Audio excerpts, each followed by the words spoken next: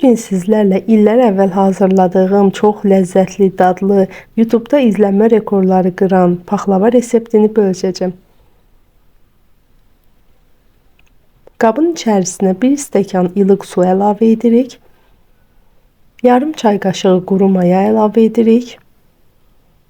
150 qram ərinmiş yağ əlavə edirik. 1 çimdik duz əlavə edirik.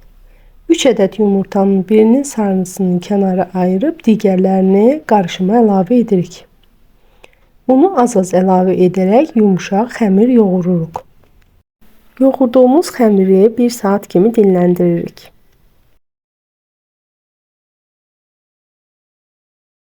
Xəmir dinlənənə kimi şərbəti hazırlayırıq. 2 stəkan yarım şəkər tozunu qabın içərisinə əlavə edirik. Üzərinə 1 stəkan su əlavə edib ocağın üzərində vamodda qaynadırıq. 1 çimdik duz əlavə edib ocaqdan götürürük.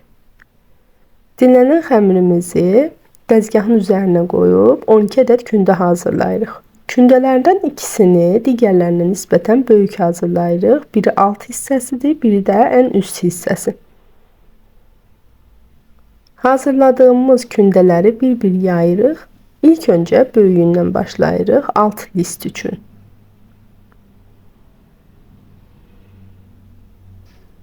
Listin içərisini yağlayıb yaydığımız yuxanın içərisinə qoyuruq və onu da yağlayırıq. Hazırladığımız içliyi aralarına səpirik. Hər bir qatı həm yağlayırıq, həm də içlik səpirik. Sonuncu qatı da üzərinə qoyub kənarlarını səliqəyə salırıq. Qeyd edim ki, içliyin reseptini videonun alt bölməsinə qeyd edəcəm. Bu şəkildə ulduz formasında doğrayırıq.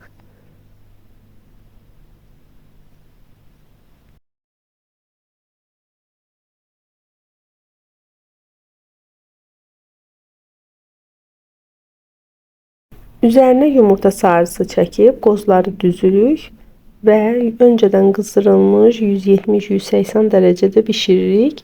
Bişdikdən sonra şərbətini üzərinə tökürük. Qeyd edim ki, şərbət ilıq, paxlava qaynar olmalıdır ki, xəmirləşməsin. Və inanın mənə o qədər ləzzətlidir ki, mütləq hazırlayın. Nuş olsun.